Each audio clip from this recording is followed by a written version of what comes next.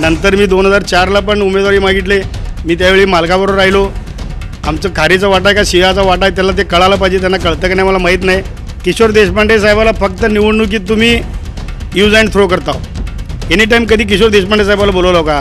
कामापुरतं मामासारखं आता सध्या इथले स्थानिक नेते करलेत. मी गद्दार नाही. मी भारतीय जनता पार्टीचा कार्यकर्ता आहे. भारतीय जनता पार्टीचा कार्यकर्ता राहणार. मला कुणी शिकवू नये. मी लय चांगला आहे.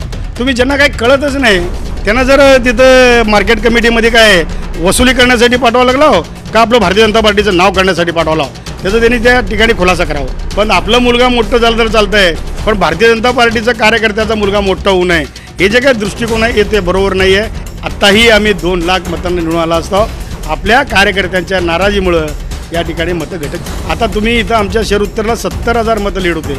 यावेळी 35 का झाले? 35 काय कमी झाले? मग 35 कमी व्हायचे कारण काय आहेत?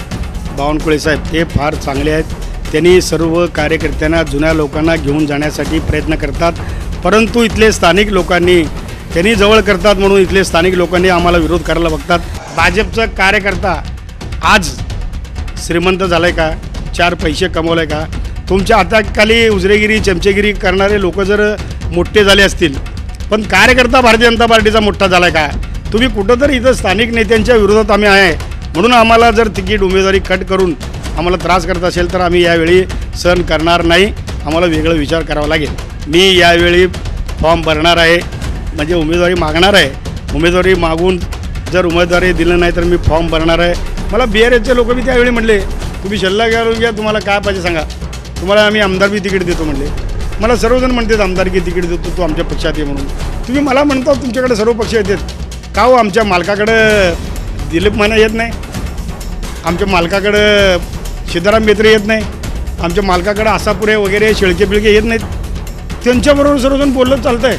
आणि माझ्याशी जर काँग्रेस राष्ट्रवादी शिवसेना आले माझ्यावर बोलले तर मी पक्ष सोडणार असं कसं काय वाटायला काय कळे ना बाबा.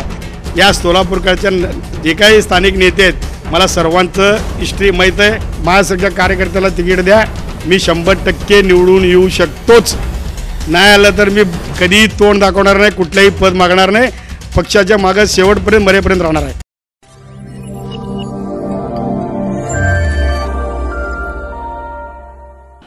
दर्शक नमस्कार. बिहार विशेष या कार्यक्रमामध्ये आपणा सर्वांचं स्वागत. बिहार विशेष या कार्यक्रमासाठी आपण पोहोचलोय ते भाजपाचे फायर ब्रँड नेते माजी नगरसेवक माजी सभागृह नेते सुरेश पाटील यांच्या निवासस्थानी. पाटील साहेब स्वागत आपलं बिहार विशेष या कार्यक्रमामध्ये. खरं तर सुरेश पाटील यांच्याशी सगळा सविस्तर असा संवाद आपल्याला साधायचा. लोकसभा निवडणूक झाली त्याच्यामध्ये खरोखर असं आपण म्हणूयात की भाजपला या लोकसभा निवडणुकीतला जो काही पराभव होता तो एका अर्थानं अनपेक्षित असाच होता. पण शेवटी या निवडणुकीत भाजपाचं नेमकं गणित काय चुकलं आणि याचबरोबर आगामी आता विधानसभा निवडणुका आहेत. महाविकास आघाडी म्हणून पक्षासमोरचं एक आव्हान तसं आहेच आहे आणि सोलापूरचे सगळे असे प्रश्न याची उत्तरं सुरेश पाटील अगदी त्यांच्या खास शैलीमध्येच ती उत्तर आपल्याला देतील अशी सगळी अपेक्षा आहे. आणि निश्चितच म्हणजे एक व्यक्तिमत्व जर आपण सुरेश पाटील यांच्याकडे व्यक्तिमत्व म्हणून पाहिलं तर निश्चितच जी वस्तुस्थिती आहे किंवा जे वास्तव आहे ते मांडण्याचा त्यांचा प्रयत्न असतो. म्हणून हा सविस्तर असा संवाद भाजपाचे फायर ब्रँड नेते पुन्हा एकदा तो फायर ब्रँड शब्द वापरतो आहे कारण ती त्यांची आक्रमक अशी शैली आहे. आणि आजही मी खरं तर काही संकटं आली पण त्यातनंसुद्धा आजही तीच आक्रमक शैली सुरेश पाटील यांची आहे. पण सुरुवातीलाच त्यांना प्रश्न असा आहे की सुरेश पाटील यांचं सध्या काय चाललं आहे? पाटील साहेब काय चाललं आहे म्हणजे एवढ्या घडामोडी घडत आहेत सित्तंदर पण घडत आहेत तुमचं काय चाललं आहे? मी भारतीय जनता पार्टीचा एक सच्चा कार्यकर्ता आहे. गेल्या 40 वर्षापासून या ठिकाणी वल्ल्याळसाहेबांच्या नेतृत्वाखाली काम करत असतो. परंतु सर आपण सांगितल्यासारखं गेल्या 5-6 वर्षापासून मला या ठिकाणी विषबाधा झालं. त्यामुळं शक्यतो आता गेल्या 2-3 वर्षापासून मी बाहेर पडलो. परंतु या ठिकाणी काम करत असताना जे काही वेदना होते जे काही आमचे सोलापूरकरांचे स्थानिक नेते आहेत त्यांनी जे या ठिकाणी काम करत असताना ज्या पद्धतीनं घराघरात भांडण लावण्याचं काम करत असतात त्यामुळं ते वेदना सहन होत नाहीत. परंतु वेदना सहन न झाल्यामुळं आम्ही आजपर्यंत जे कोणी काय काय केले त्या सोलापूरकरांना सर्वांना माहीत आहे. मी एक कार्यकर्ता म्हणून कधी आयुष्यात आम्ही काही केलं नाही. मी सच्चा कार्यकर्ता आहे, पहिल्यापासून सांगतो, सच्चाच राहणार आहे. परंतु या ठिकाणी बघितलं आपण जेव्हा लोकसभेचं उमेदवारी जाहीर होत असताना या ठिकाणी फार उशिरापर्यंत आपलं उमेदवार जाहीर झालं नाही. बनसोडे साहेब गेल्या 10 वर्षापूर्वी 5 वर्षापूर्वी नगरसेवक होते. आता या 5 वर्षात महास्वामी जी खासदार होते आणि या दोन्ही खासदारामध्ये जे काही कामं व्हायला पाहिजे होते, भारतीय जनता पार्टीचं जे काही आमचे जुने कार्यकर्ते आहेत, नवीन कार्यकर्ते आहेत, आम्ही म्हणणार नाही नवीन लोकांना घेऊ नका, सर्वांना घेऊन काम करा.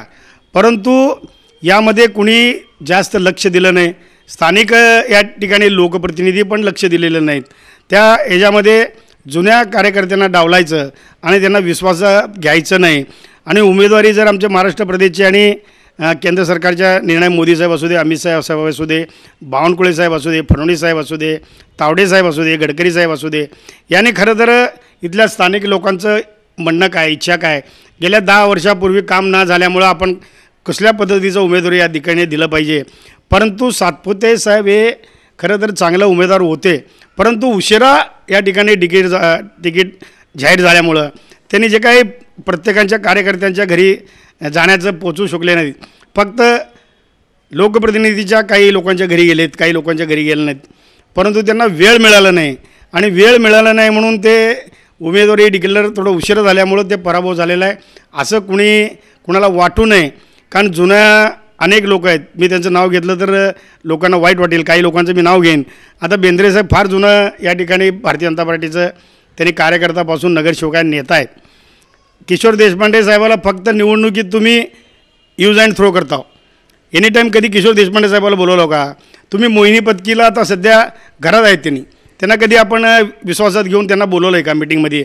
जर मीटिंगला रोहिणी तळवकर, राम तळवकर असू दे, जन्नू काका असू दे, तुम्ही फक्त कामापुरतं मामासारखं आता सध्या इथले स्थानिक नेते करालेत, त्यामुळं या ठिकाणी पराभव झाला असं मला वाटतं आहे.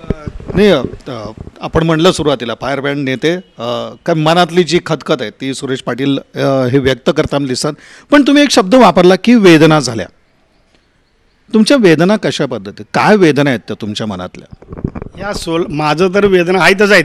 या सोलापूर शहर आणि जिल्ह्यामध्ये जे 1980 पासून भारतीय जनता पार्टी स्थापनेपासून ज्यांनी कुणी जीवाचं रान करून रक्ताचं पाणी करून या इथल्या नगरसेवकांना, इथल्या आमदारांना, इथल्या खासदारांना 5-5 वेळा आपलं खासदार झालेले आहेत. आता 4 वेळा आपले आमदार इथं या ठिकाणी 20 वर्ष झाले आहेत, तिकडे 2 वर्ष. आता प्रत्येक ठिकाणी आपण शहरात बघितलं की भारतीय जनता पार्टीचं कार्यकर्ते भरपूर आहेत. परंतु जे काही जुने लोक आहेत त्या लोकांना तुम्ही किंमतच दिली नाही, त्यांना बोलवलं नाही, त्यांना बूथ दिलं नाही, त्यांना कुठला मान सन्मान दिलं नाही. तुम्ही एक वेळ झाल्यास आम्हाला तिकीट देऊ नका, पण मान सन्मान मात्र सर्व जुन्या कार्यकर्त्यांना दिलं पाहिजे. का हो मोहिनीताईला बोलवलं नाही, का हो रोहिणीताईला तुम्ही हे करता, का हो सुरेश पाटीलला त्रास करता, का जन्नू साहेबाला त्रास करता, का जगदीश पाटीलला त्रास करता, असं अनेक कार्यकर्ते आहेत. त्यांचं नावं घेत बसलं तर आता 2 दिवस लागतील. पण त्या जुन्या कार्यकर्त्यांना तुम्ही किंमत देत नाही. इथं आमचा बघितला पूर्वी आपल्याला MP आता वकील नाही आहेत, देशपांडे साहेबाला फक्त कामापुरता लोकसभा, विधानसभा, नगरसेवक टायमाला बोलवत आहो. असे अनेक आहेत, राचेट्टी आहेत, दुलंगे आहेत, बोगडे आहेत. त्या लोकांना कधी तुम्ही बोलून आपलं मिटिंग घेतला का?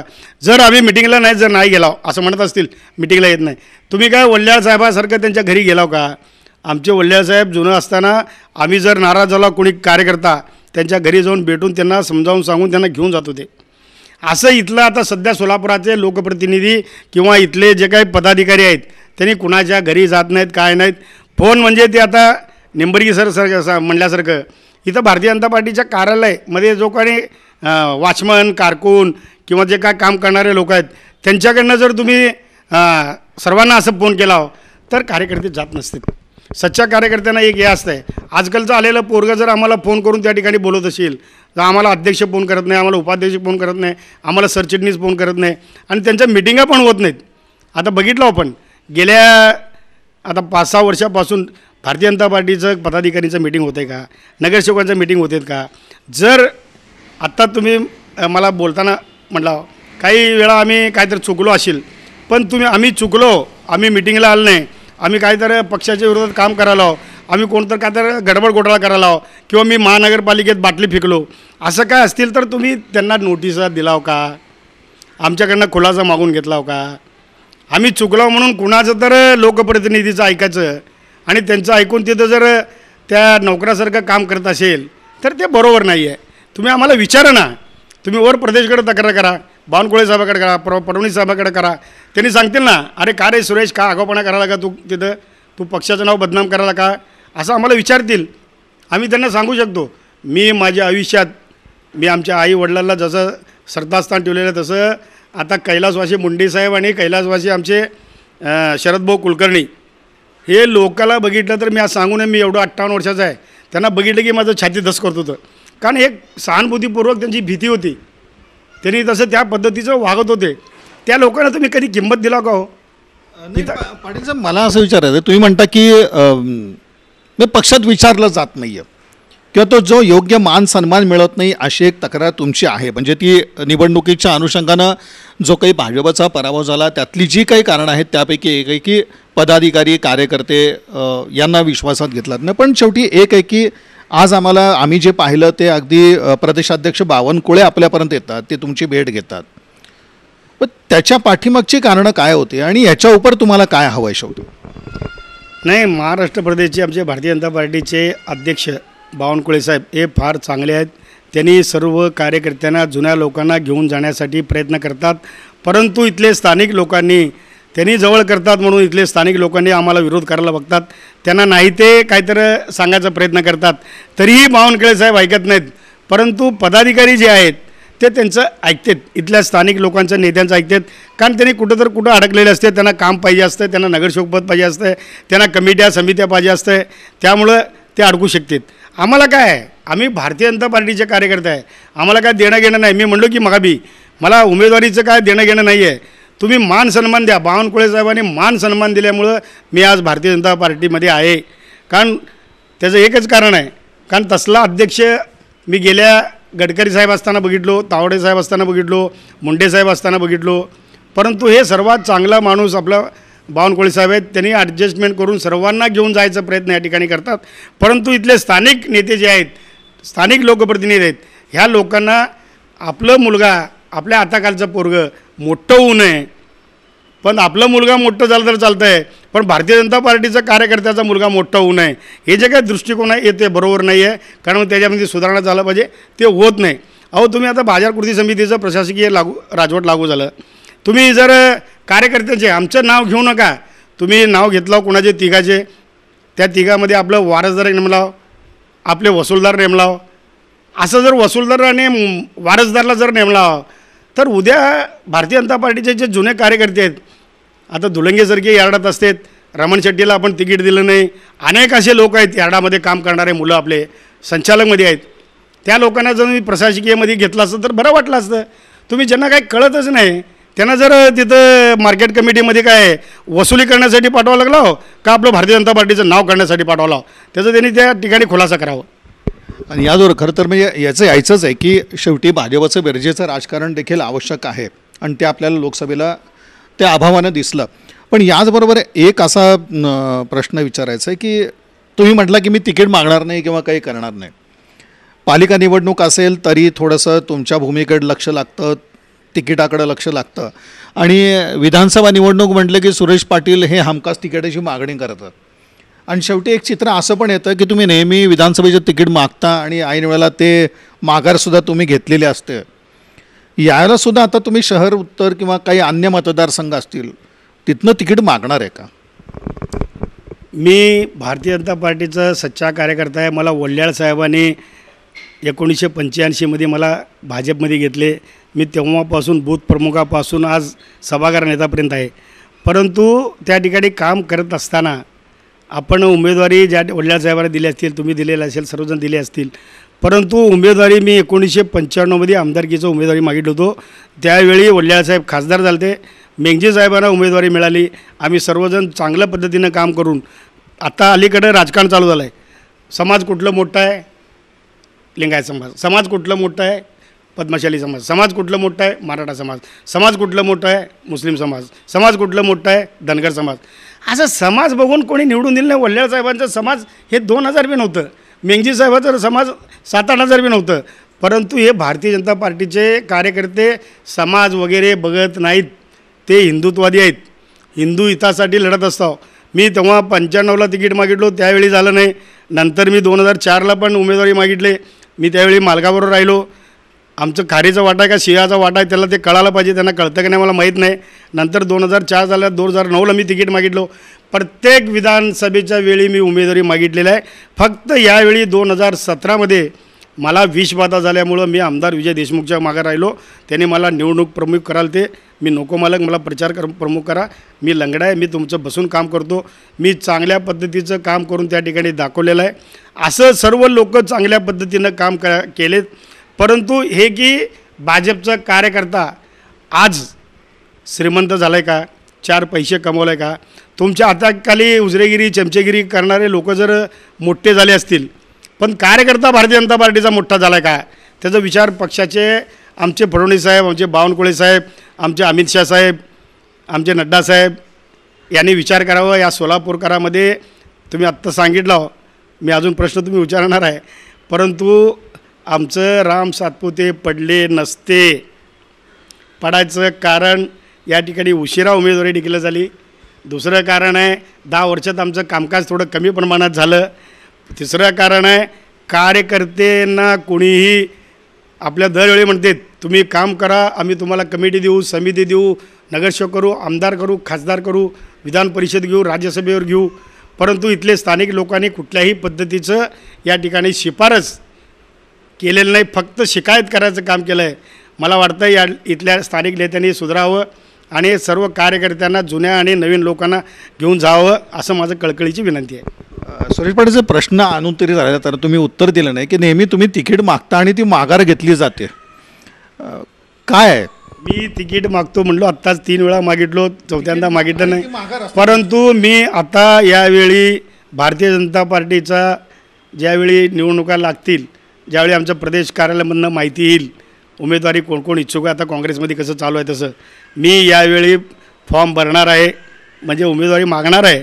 उमेदवारी मागून जर उमेदवारी दिलं नाही तर मी फॉर्म भरणार आहे. मला आमच्या नेत्यांना विनंती करायचं आहे. खरं तर आपणच सांगितलं की आता अनेक राज्यात तुम्ही उमेदवारी 3-3, 4-4 वेळा जे आलेत त्यांना तुम्ही आमदार खासदारकीला कट करून नवीन कार्यकर्त्यांना संधी दिलेलं आहे. तसं तुम्ही नवीन कार्यकर्ता म्हणून आम्ही 25 वर्षाला नगरसेवक आहे, आमच्यासारख्याला तुम्ही उमेदवारी मिळायला पाहिजे, दिलं पाहिजे असं माझं प्रदेशला आणि केंद्राला विनंती आहे. जर तुम्ही आम्हाला उमेदवारी नाही दिलं तर आम्ही काय करायचं? आई वडील जर मुलाला नीट व्यवस्थित सांभाळत नसेल, मुलगा जर ग्रॅज्युएट झाला असेल, हुशार असेल, डॉक्टर असेल, त्या मुलाला तुम्ही खरं तर पालनपोषण केलं पाहिजे, त्याला वर जाण्यासाठी मदत केलं पाहिजे. तुम्ही कुठंतरी इथं स्थानिक नेत्यांच्या विरोधात आम्ही आहे म्हणून आम्हाला जर तिकीट उमेदवारी कट करून आम्हाला त्रास करत असेल तर आम्ही यावेळी सहन करणार नाही. आम्हाला वेगळा विचार करावा लागेल. सुरेश पाटील साहेब, तुम्ही एक खरं म्हणजे राग व्यक्त केला. जो सुरुवातीला तुमच्या शब्दाला तो वेदना तुम्ही बोलून दाखवल्या काय आहेत ते, पण याचबरोबर तुमचा राग पण आहे. हा नक्की राग कोणावरती आहे?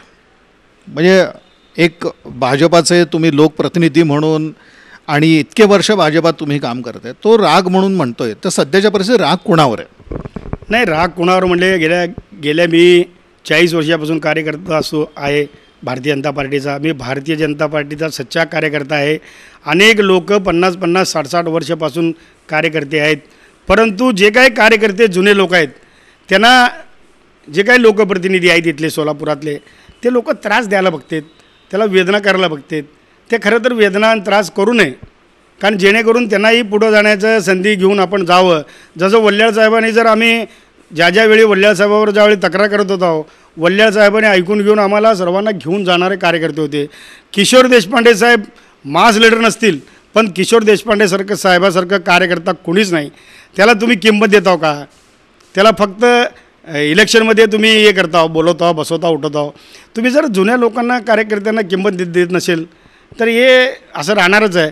मला विनंती आहे, मी भारतीय जनता पार्टीचाच कार्यकर्ता आहे, पण ज्यांनी कुणी भारतीय जनता पार्टीचा कार्यकर्ता नाही त्यांनी जर आमचं बॉस होत असेल ते बरोबर नाही आहे. ते बॉसगिरी त्यांनी कार्यकर्त्यासारखंच राहावं. आज राम सातपुते काय का असू दे, त्यांनी बीडचं पार्सल बीडला पाठवलं म्हणतात, कोण माळशिरचं आहे म्हणतात, पण राम सातपुते एक चांगला कार्यकर्ता होता. त्यासाठी जीवाचं रान जुने आणि नवीन सर्वजण मिळून केलं पाहिजे होतं, पण काही लोक केल्या नसल्या कारणानं आज आपण बघितलं सर, जर आपण गेल्या दीड लाख मताने निवडून आलो. आता तुम्ही इथं आमच्या शहर उत्तरला 70,000 मतं लीड होते, यावेळी 35 का झाले? 35 काय कमी झाले? मग 35 कमी व्हायचे कारण काय आहेत? मोदी साहेबाचं एवढं मोठं नाव असताना, राम मंदिर बांधलेलं असताना, हिंदुत्ववादीचं सध्या लोक असताना, जवळ जय श्रीराम म्हणून मतदाला लोक जात असताना हे 35,000 कसं कमी झाले? आणि अक्कलकोटमध्ये आम्ही 9,000 का तर चिल्लर लीड आहे, तिथं बी 45,000 लीड होते, तिथं का कमी झालं? मध्यमध्ये बी भारतीय जनता पार्टीचं 45,000 लीड होतं, तिथं मतं काय कमी झाले? दक्षिणमध्ये 45,000 लीड होती, तिथं काय कमी झाले? जर हे 45मध्ये आता 10 तिकडे लीड असतील, जर आम्ही शहर उत्तर, अक्कलकोट, दक्षिण, मध्य मिळून 1,40,000 मतं लीड राहिला असता. इत्या मोळ, पंढरपूर आणि आपलं मंगळवेढामध्ये त्यांना मतं पडले असं म्हणतात, ते 1,20,000 पडलेले आहेत. याचं कारण काय? तुम्ही हे मताधिक्य घटलं ही उघड गोष्ट आपल्याला दिसते, त्याचं कारण काय? नाही, कारण करणे इथले स्थानिक नेते मंडळी भारतीय जनता पार्टीचे नाराज आहेत आणि त्यांनी घरोघरी व्यवस्थित पोचले नाहीत. फक्त व्हॉट्सअप फेसबुकवर घालून आपलं काही प्रभागात 10-20 घरं फिरला असेल आणि बाकीच्या लोकांच्या जुन्या कार्यकर्त्याच्या घरी गेलं नसेल. आपल्या मतदार आहेत, जे मतदार आपले भारतीय जनता पार्टीला घालणारे लोक आहेत, त्यांच्या घरापर्यंत तुम्ही पोचू शकला नाही. त्यांचं काय नाराजी आहेत ते नाराजी तुम्ही ऐकू शकले नाही, त्यांची नाराजी दूर करू शकले नाही. त्यांचे काय विकास कामं करायचे होते, मूलभूत सोयी सुविधा देत होते, ते 2.5 वर्ष झालं महानगरपालिकेचे या ठिकाणी आम्ही नगरसेवक नाही, प्रशासकीय राजवट लागू आहे. त्या ठिकाणी तुम्ही लोकप्रतिनिधी लोक जर फिरून त्या ठिकाणी जे काही कामं जे आम्ही नगरसेवक केलो नसेल, तर तुम्ही आमदार खासदार म्हणून तिथं जर केलं असलं तर आज भरपूर मतं पडले असते. आम्ही गेल्या वेळी 1.5 लाख मतानं निवडून आलतो, आपलं बनसोडे साहेब आणि जय सिद्धेश्वर महाराज. आत्ताही आम्ही 2 लाख मतांना निवडून आला असतो. आपल्या कार्यकर्त्यांच्या नाराजीमुळं या ठिकाणी मतं घट झालेले आहेत. सुरेश पाटील साहेब, आणखीन एक महत्त्वाचा भाग आहे, म्हणजे खरं तर म्हणजे एक भाजपचे नेते म्हणून तुम्हाला विचारायचं, महाविकास आघाडी म्हणून तिन्ही पक्ष म्हणजे काँग्रेस असेल, राष्ट्रवादी असेल किंवा शिवसेना यांनी एक आक्रमक प्रचार केला, सत्ताधारी महायुतीच्या विरोधामध्ये आक्रमक प्रचार केला. आता विधानसभा निवडणुकीतसुद्धा कदाचित अशाच पद्धतीचा एक आक्रमक प्रचार असू शकतो.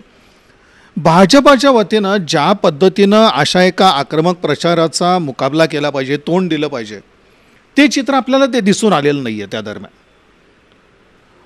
याचं एक काय कारण होतं? म्हणजे का बोलण्यावर काही पाबंदी येते का का म्हणजे भाजपकडनं असं उत्तरं का दिली जात नाहीत त्याला?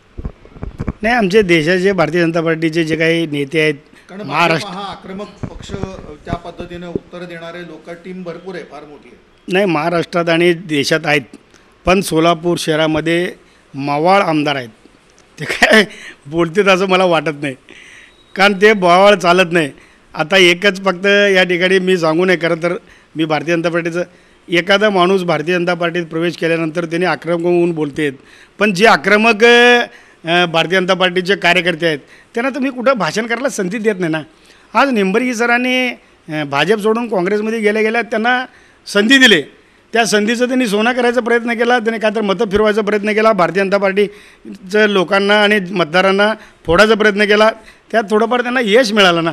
इथं आमच्या भारतीय जनता पार्टीत जे बोलणारा वक्ता आहेत त्यांना बोलूच दिलं जात नाही ना, त्यांना बोलवलं जात नाही.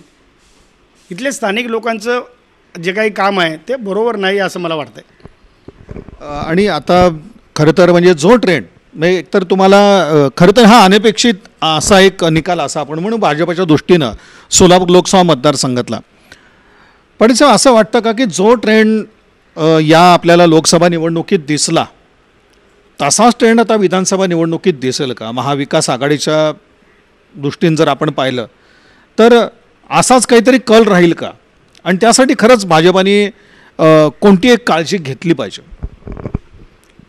आता आमचे भारतीय जनता पार्टीचे देशाचे नेते आणि राज्याचे नेते हे जे काही आता घडलेलं आहे त्यामध्ये सुधारणा करण्यासाठी अनेक वेळा प्रयत्न चालू आहे आता मलाही 5-6 वेळा फोन आला आहे महाराष्ट्र राज्याच्या आमच्या प्रदेश अध्यक्षांनी, आमच्या OBCच्या अध्यक्षांनी, आमचे सरचिटणीसांनी.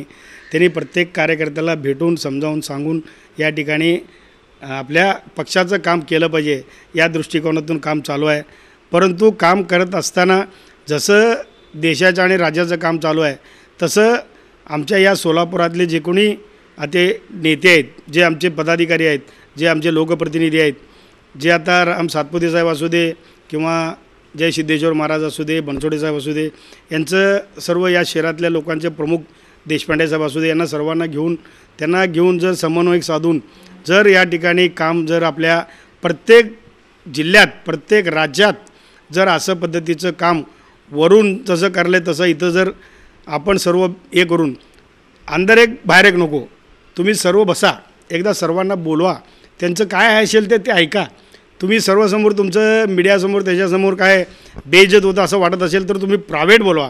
काय मत आहे बाबा, अरे सुरेश पाटील तुझं काय मत आहे रे, तू का पक्षाच्या विरोधात चालला किंवा पक्षाचं काम करीनं घरात बसायला काय तुझं भानगड आहे असं विचारलं तर आम्ही सर्वजण मिळून सांगू शकतो. परंतु जे सांगितलेलं गोष्ट आमच्या देशाच्या आणि राज्याच्या नेत्यांना वाटतं की हे प्रेसला बातमी जाऊ नये किंवा पक्षाचं नाव बदनाम होऊ नये. आत्ताही ज्या लोकसभेला झालेल्या घटना आहेत ते विधानसभेला आम्ही सुधरू शकतो. आम्ही जर आज उभारायला तयार असेल तर पक्षाने उमेदवारी दिलं तर उभारणारच आहे, नाही दिलं तर मग काय करायचं. त्यापेक्षा तुम्ही एकदा सर्व या सोलापूरकरांच्या लोकांना भेटा, कुणाला उमेदवारी द्यावं, कुणाला आमदार करावं, कुणाला खासदार करावं, कुणाला नगरसेवक करावं, कुणाला कमिटी द्यावं, कुणाला समिती द्यावं, कोण एखादा आपलं विधान परिषद जाऊ शकतं आहे, कोण एखादा राज्यसभेवर जाऊ शकतं आहे, याचं सर्व पूर्ण महाराष्ट्रात हे पण चर्चा करा. आमच्या जिल्ह्याला बी जसं आपण म्हणता होता आमचं काम करणारा देशपांडे साहेबाला आजपर्यंत काही मिळालं नाही, तसं जे जुने कार्यकर्ते आहेत, मी म्हणणार नाही आम्हाला विधान परिषद वगैरे घ्या म्हणून, पण जे जुने आहेत त्यांना तुम्ही घेऊन जर काम केलं तर पुन्हा महाराष्ट्रात नाही या सोलापूर महाराष्ट्रात तर आमचं भगवा पडकेलच भारतीय जनता पार्टीचा सत्ता येईल. परंतु सत्ता येत असताना आता आमच्या महायुतीच्या ह्याच्यामध्ये किती आम्हाला उमेदवारी मिळणार आहे, आमचे किती आमदार उभारणार आहे ते मला माहीत नाही. परंतु या जिल्ह्यात मात्र या तिन्ही शहरात आमचे भारतीय जनता पार्टीचे उमेदवार निवडून येऊ शकतात. फक्त तुम्ही समन्वय साधा, तुम्ही चमचेगिरी हुजरेगिरी आणि वसूलदार लोकांना किंमत न देता सर्व जुन्या कार्यकर्त्यांना बोलवा, नवीन कार्यकर्त्यांना बोलवा, एकत्र बसवा, एकमेकाला सांगा आवाज करू नको, नीट राहा एकमेकाशी. तू जर आवाज केला तर तुला आम्ही नाईलाज काढून टाकू. असं जोपर्यंत तुम्ही करत नाही आणि तुमच्या स्वतःमध्ये सुधारणा करत नाही आणि आम्हाला म्हणायचं तू पक्षाच्या विरोधात काम केला का, आम्ही तर आयुष्यात केलं नाही, पण तू पक्षाच्या विरोधात काम केलं असं म्हणलं तुला वाईट वाटू नये. तूही सुधारायला पाहिजे. पक्षाचे आमचे कृषी बाजार समिती असू दे किंवा कुठलंही इलेक्शन विधान परिषद असू दे, आमचं शिक्षण मतदारसंघात असू दे, पदवीधर मतदारसंघात असू दे, तुम्ही बी जोमानं काम केलं पाहिजे. तुम्हाला कार्यकर्ते 70 लाख 2-2, 3-3 लाख मतानं या ठिकाणी निवडून देतात. त्या पद्धतीनं तुम्ही बी भारतीय जनता पार्टीचा कार्यकर्ता मी माझ्या आईशी गद्दारी केल्यासारखं असं करून काम केलं पाहिजे. जसं देशपांडे साहेबाला जसं कुणाला पाडायचा प्रयत्न केला तसं आपण प्रयत्न करू नये. यापुढं सुधारणा करा, आम्हालाही सोडण्याची संधी द्या, लोक मतदारांना भेटा, सर्वांचं ऐकून व्यवस्थित काम करा. भारतीय जनता पार्टीचं या ठिकाणी महाराष्ट्रात आणि सोलापूर शहरामध्ये आपण या ठिकाणी आमदार म्हणून निवडून येतील असं मला वाटतं. आणखीन एक आहे म्हणजे शेवटी एक डॅमेज कंट्रोल हा एक भाग येतो. एवढा मोठा म्हणजे सोलापूर लोकसभा मतदारसंघातला आपला जो गड होता भाजपचा तर तो हातून निसटला गेला. तो याच्यानंतर पक्षाकडनं काही या सगळ्या गोष्टीची नोंद घेतली गेली आहे का आज, की पराभवाची कारणं शोधून त्याच्यावरचे उपाय असं जे म्हणतो आहे आपण, असं जे काही चित्र पक्षाकडनं अशी पावलं उचलण्यात येत आहेत का आता? नाही, अशी पावलं कुठं उचलायला मला तर माहीत नाही. या संदर्भात मला काय फोन आलेलं नाही, वरिष्ठांचं बी नाही आणि स्थानिक लेवलवरनं बी असं काही नाही आहे. एकदा मंडलिक साहेब आलते आमचे खासदार, परंतु त्यावेळी त्या मिटिंगमध्ये त्यांच्या विरोधात लोक काही बोललं गेलं. आता लोक मंडलिक साहेब इथले नाहीत म्हणून स्थानिक बोललं गेलं नाही, परंतु माडिक साहेब पण इथले जे कोणी प्रतिनिधी असतील, आता मी जर चुकला असेल मला बोललं पाहिजे, म्हणजे मला कळून चुकतं की मी काय तर केलो लफडा म्हणून मला बोलले. इथं अनेक लोक लफडेबाज केलेले नगरसेवक आमदार खासदार असतील तर त्यांनी काय विचारणार आहेत. मग आम्ही काय म्हणणार आहे, त्यांनी जरा आम्हाला नाव ठेवला साहेब, अरे सुरेश तू कुठं होता रे, अरे तू गेल्या 25 वर्षात काय केला रे, कशामुळं देशपांडे साहेब पडले रे असं प्रश्न उपस्थित होते म्हणून ते घाबरतात. एकदा तुम्ही बंद खोलीत विचारा, नंतर प्रत्येक कार्यकर्त्यांच्या जे सच्चा कार्यकर्ते आहेत त्यांच्या घरी जावा, त्यांना विचारून घ्या. तुम्ही कुठं तर राष्ट्रवादीच्या आता इथे झाली म्हणून त्याच्या पहिल्यापासून तुम्ही संबंध ठेवत असता लोकांचे. तुम्ही राष्ट्रवादीच्या लोकांना संबंध ठेवतो, शिवसेनेच्या एकनाथराव शिंदे गटाच्या लोकांना संबंध ठेवतो. अरे इथं भारतीय जनता पार्टीचे कार्यकर्ते कुणाचं आमच्याबरोबर इथे असू दे नसू दे, आम्ही एकटे लढलेलं आजपर्यंत. तुम्ही आत्ता शरद पवार साहेब आपले अजितदादाने म्हणले की बाबा आम्ही महानगरपालिकेला इथे करणार नाही, म्हणजे खासदारकीला आमदारकीला करून तुमचे आमदार आणि खासदार होणार आणि नगरसेवक टायमाला आमचं इथे करणार नाही. हे कुठलं भाषा आहे? तुम्ही नगरसेवकाला जर कोणी इथे करत नसतील म्हणत असतील तर तुम्ही तुमच्या कार्यकर्त्यांना सांभाळण्यासाठी आमदारकीला बी इथे करू नका. आम्ही आमदार आमचं भारतीय जनता पार्टीचं कसं होईल ते आम्ही बघून घेऊ. फायर ब्रँड नेते भाजपचे सुरेश पाटील यांचं एकंदरीत हे असं स्फोटक असं वक्तव्य. पण याचबरोबर सुरेश पाटील यांच्याशी राष्ट्रवादी शरदचंद्र पवार पक्षाचे काही पदाधिकारी नेतेगण संपर्क साधतात. BRSमधली लोक येतात, ती देखील सुरेश पाटील यांच्याशी जवळीक साधण्याचा प्रयत्न करतात. काँग्रेसमधली मंडळीसुद्धा सुरेश पाटील यांच्याशी जवळीक साधण्याचा प्रयत्न. तुमचा म्हणजे या लोकांशी ही जवळीक कशी होती आणि या लोकांना असं का वाटतं आज की नाही म्हणजे आज सुरेश पाटील आपल्याबरोबर येऊ शकतात असं ह्या लोकांना का वाटतं? मी गेल्या अनेक वर्षापासून माझ्या प्रभागात माझ्या वार्डात जेव्हा मी निवडून आलो तेव्हा निवडून आल्यावर भारतीय जनता पार्टीचा कार्यकर्ता भारतीय जनता पार्टीमुळं निवडून आलो, परंतु काम करत असताना पार्टी वगैरे त्या लेवलला बघितलं जात नाही. कारण इथं मी काँग्रेसचं, राष्ट्रवादीचं किंवा दलित असू दे, मुस्लिम असू दे, सर्व लोकांचं काम करण्याचा प्रयत्न केलो. त्या प्रयत्नाला मला यश मिळालं. मी एकदा नाही, दोनदा नाही, तीनदा नाही, चारदा नाही, 5 वेळा निवडून आलो. मला वाटतं 25 वर्षे नगरसेवक आता सध्या महानगरपालिकेत भारतीय जनता पार्टीचा एकमेव आहे. त्यामुळं इथले लोक ज्या लोकांना असं वाटतं आहे ते लोक आपल्याला हे करत असतात, चांगल्या पद्धतीचं वागणूक देत असते. त्यामुळं त्यांच्या नेत्यांना ते कार्यकर्ते सांगत असतात नाही हो सुरेश अण्णाच्या विरोधात आम्ही उभारू शकत नाही, सुरेश अण्णा लय काम करतो आमचं. असंच काँग्रेस, राष्ट्रवादी, शिवसेना आणि मी महानगरपालिकेत असताना भारतीय जनता पार्टीबरोबर निवडून जर दरवेळी आलेला आहे, परंतु माझे संबंध असं का वाटतं? नाही, माझे संबंधच सर्व नेत्यांशी आहे. मी माझ्या संबंध नसताना आता सांगा मी आजारी पडलो, मी दवाखान्यात पडलो. मी ज्यावेळी दवाखान्यात पडलो सोलापूर रुग्णालयामध्ये, या ठिकाणी जे आपले काय ते सुशीलकुमार शिंदे साहेबाचा माझा काही संबंधच नव्हतो, कधी बोललो बी नाही मी. त्याने मला येऊन भेटतात, पुण्याला येतात, मुंबईला येतात. माझे किसन जाधव असू दे, चेतन नरडोळे असू दे, आमचा आनंद चंदनशिवे दादा माझा मित्र आहे त्याने असू दे, मला सर्व पक्षाचे लोक प्रेम करतात. म्हणून मला सर्व पक्षाच्या लोकांना आता मी नाराज असल्यामुळं आता नागेश वल्ल्याळ आमचं BRSमध्ये गेला. मी ते BRSचं मुख्यमंत्री असताना नागेश वल्ल्याळ म्हणजे माझं ते देव आहे, त्यांचं वडील. त्या देवाच्या घरी मी जर गेलो तर तिथं मी काय BRSमध्ये गेलो का? मला BRSचे लोक मी त्यावेळी म्हणले तुम्ही सल्ला घालून घ्या, तुम्हाला काय पाहिजे सांगा, तुम्हाला आम्ही आमदार बी तिकीट देतो म्हणले. मला सर्वजण म्हणतात आमदारकी तिकीट देतो, तू आमच्या पक्षात ये म्हणून. परंतु मला या जनता जनार्दनाचं काम केल्यामुळं मी जर वाईट काम केलं असतो, चांगलं काम केलं नसतं तर मला निवडूनच दिले नसते. एकदा, दोनदा, तीनदा निवडून दिलेले लोक चौथ्यांदा, पाचव्यांदा आलेलं मी बघितलं नाही. ज्यांनी कुणी काम करतं आहे ते माणूस निवडून आलेलं आहे. ज्या सर्व पक्षाला घेऊन तुम्ही मला म्हणता तुमच्याकडे सर्व पक्ष येतात का हो? आमच्या मालकाकडं दिलीप माने येत नाही, आमच्या मालकाकडं सिद्धाराम बेत्रे येत नाही, आमच्या मालकाकडं आसापुरे वगैरे शेळके बिळके येत नाहीत. त्यांच्याबरोबर सर्वजण बोललं चालतं आहे. आणि माझ्याशी जर काँग्रेस, राष्ट्रवादी, शिवसेना आले माझ्याबरोबर बोलले तर मी पक्ष सोडणार असं कसं काय वाटायला काय कळे ना बाबा. मी गद्दार नाही, मी भारतीय जनता पार्टीचं कार्यकर्ता आहे, भारतीय जनता पार्टीचं कार्यकर्ता राहणार. मला कुणी शिकवू नये, मी लय चांगला आहे. या सोलापूरकडच्या जे काही स्थानिक नेते आहेत मला सर्वांचं हिस्ट्री माहीत आहे. मी फक्त देशपांडे साहेबाला नाव ठेवत नाही, आमच्या बंडू कुलकर्णीला नाव ठेवत नाही, आमच्या मोहिनीताईला नाव ठेवत नाही, आमच्या जन्नू काकाला नाव ठेवू शकत नाही. एवढं लंगडत पिंगडत असताना बी आमचे चांगले काम करणारे अनेक स्थानिक नेते आहेत. त्यांनी जर काँग्रेसबरोबर बोलले, तुम्ही कसं बोलता ते सांगा. आणि आम्ही कधी गद्दारी करणार नाही, केलं नाही. पण तुम्ही आम्हाला जर त्रास दिला, आम्हाला जाणून बुजून आम्हाला आमचे बूथ काढून घ्यायचं, आम्हाला वार्डात फिरू द्यायचं नाही, तुमचं कुठलं तरी उद्घाटन असेल तर तुम्ही आम्हाला बोलवायचं नाही, म्हणजे तुमच्या काय डोक्यात आमचं नाचकी करायचं आहे का? अहो तुम्ही किती कोणी नाचक्की केलं तर नाचक्की होत नसते. या मतदारसंघातील मतदार जनता जनार्दन आमची आई वडील माता बंधू भगिनी आमचे मुली आमच्या पाठीशी आहेत. तोपर्यंत आम्ही राहणार आहे. मी बी म्हणणार आहे, मी आज लय बोलतो पण मी काय ताम्रपट घेऊन आलेलं नाही. एकदा तर एकदा पडणार आहे, एकदा तर एकदा मी संपणार आहे. परंतु जोपर्यंत स्थानिक या ठिकाणी आमच्या माता बंधू भगिनी आहेत तोपर्यंत मी संपू शकत नाही. तुम्हीही संपसाल पण आम्ही संपणार नाही. आम्ही मेल्यावरच संपणार आहे. शहर उत्तरमधनं आमदारकीचं तिकीट मागणारच काय. मी कार्यकर्ता मोठं होऊ नये भारतीय जनता पार्टीचं. मी आहे तिथंच राहिलं पाहिजे, फक्त नगरसेवकच राहिलं पाहिजे किंवा काय बी राहू नये असं काय मत आहे का माझ्यासारख्या? जर आणि माघार नाही, यावेळी माघार नाही आहे. म्हणून पक्षांच्या नेत्यांना, आमच्या बावनकुळे साहेबांना, आमच्या फडणवीस साहेबांना, आमच्या तावडे साहेबांना, आमच्या गडकरी साहेबांना, आमच्या अमित शाह साहेबांना विनंती करतो, माझ्यासारख्या कार्यकर्त्याला तिकीट द्या. मी 100% निवडून येऊ शकतोच.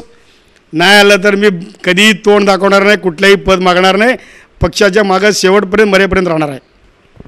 भाजपचे फायर ब्रँड नेते माजी नगरसेवक आता माजी सभागृह नेते सुरेश पाटील यांच्याशी साधलेला हा सविस्तर असा संवाद.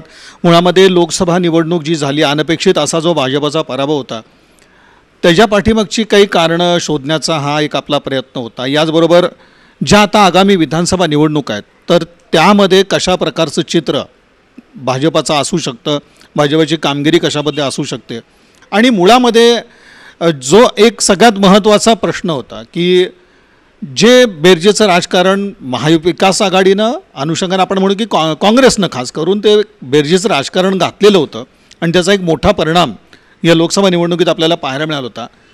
तसं बेरजेचं राजकारण भाजपच्या बाजूने आपल्याला का दिसलं नाही हे सुद्धा आपण आज सुरेश पाटील यांना विचारलं आणि त्यांनी आपल्या शैलीत खरं तर या सगळ्या प्रश्नांना उत्तरं दिली. ज्या आगामी विधानसभा निवडणुका आहेत त्या अनुषंगानं एक भाजपची मोर्चे बांधणी किंवा जी मोड बांधायची असते तर त्या आघाडीवरती सध्या पक्षात काय सुरू आहे हे जाणून घ्यायचं होतं आणि याचबरोबर सध्या सुरेश पाटील यांचं देखील काय सुरू आहे हे देखील आपण जाणून घेतलं. कारण महत्त्वाचं असतं की अनेक पक्षाचे नेते जे आहेत ते त्यांना भेटत असतात तर नेमकी ही सगळी चाललेल्या घडामोडी काय आहेत तेव्हा त्यांनी स्वच्छ शब्द सांगितलं की आपण भाजपाचे नेते भाजपाचे कार्यकर्ते आहोत आणि आपण भाजपातच राहणार आहेत आणि अन्य राजकीय पक्षांचे जे नेते आपल्याला भेटतात ते मित्रत्वाच्या नाट्याने भेटतात आणि त्याच्यामध्ये गैर कुठलंच नाही. असे नेते सगळ्यांनाच भेटत असतात असं त्यांनी म्हणलेलं आहे. विधानसभा निवडणुकीचं घोडा मैदान जवळ आहे त्यासाठी सुद्धा त्यांची तयारी आहे. यंदा माघार नाही असं देखील ते म्हणलेत. तेव्हा त्यांच्या नेहमी असं होतं की ते म्हणतात तसं ऐनवेळी ते माघार असते. ते सुद्धा आपण येत्या काळामध्ये हे चित्र पाहणार आहोत. सुरेश पाटील साहेबांनी सर्व आनुषंगिक विषयावरती सविस्तर असा एक संवाद साधला. आमच्या प्रश्नांना काही उत्तरं दिली याबद्दल त्यांचे BR न्यूजच्या वतीनं मनपूर्वक आभार. अण्णा धन्यवाद.